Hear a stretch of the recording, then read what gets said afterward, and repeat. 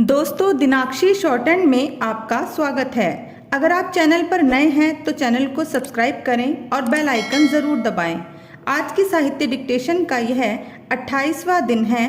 लगभग 400 शब्दों की यह डिक्टेशन 80 शब्द प्रति मिनट की गति से बोली जाएगी। अगर आपको इस डिक्टेशन की एडवांस आउटलाइंस और वाक्यांश की आवश्यकता है तो आप हमारा पेड बैच ज्वाइन कर सकते हैं। हमारे पेड बैच को ज्वाइन करने के लिए आप डिस्क्रिप्शन बॉक्स में दिए गए मोबाइल नंबर पर व्हाट्सएप कर सकते हैं। तो चलिए डिक्टेशन को स्टार्ट करते हैं। डिक्टेशन स्टार्ट होगी 5 सेकंड बाद।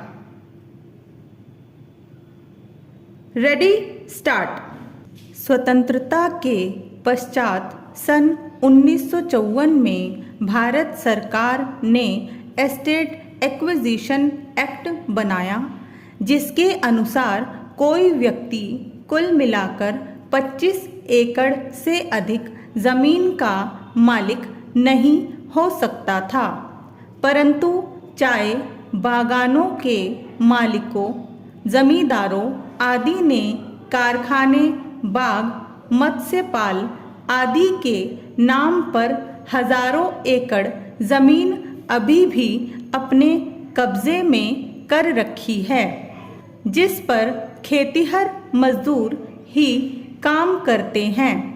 ये जमींदार बागान के मालिक राजनेताओं के साथ संबंध स्थापित करते हैं तथा प्रशासन तंत्र को अपनी इच्छानुसार कार्य करने पर विवश करते हैं। आलोच्य उपन्यास में प्रताप, जगतारण, सूर्य साऊ, रामेश्वर, गौरा लस्कर, संतोष पुजारी आदि जमींदार जब भी आवश्यकता पड़े पुलिस, आर्मी के जवानों को अपनी रक्षा के लिए बुला लेते हैं, क्योंकि वे उच्च अधिकारियों, राजनेताओं के साथ संबंध बनाए हुए हैं।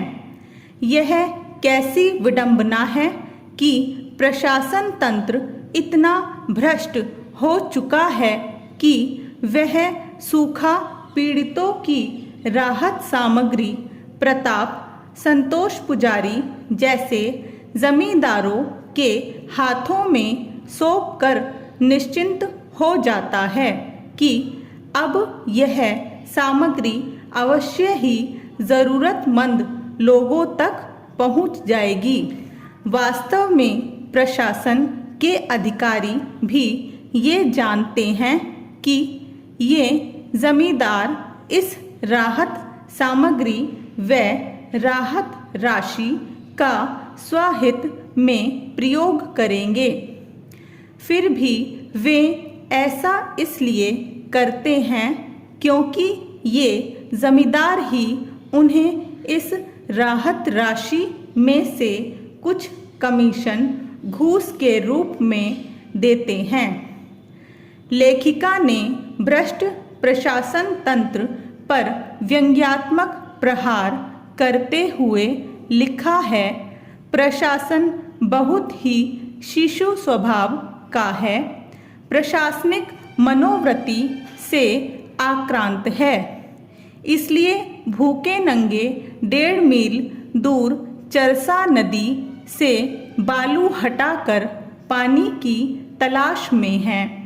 यह देखकर भी हर बरस रिलीफ के रुपये प्रताप को ही देता और प्रताप को तकलीफ होगी, इसलिए सरकारी ठेकेदार देकर प्रताप के घर ही चौहदी में तालाब खुदवाता, कुएं खुदवाता, दुर्दशाग्रस्त किसानों की सहायता के लिए खेती के बीज और खाद्य शस्य, जनता साड़ी, औषधि सब कुछ प्रताप के घर इकट्ठा होता। भूखे नंगे प्रशासन के प्रथम पक्ष हैं, बिना पूछे गले पड़ी ढोल सी पत्नी।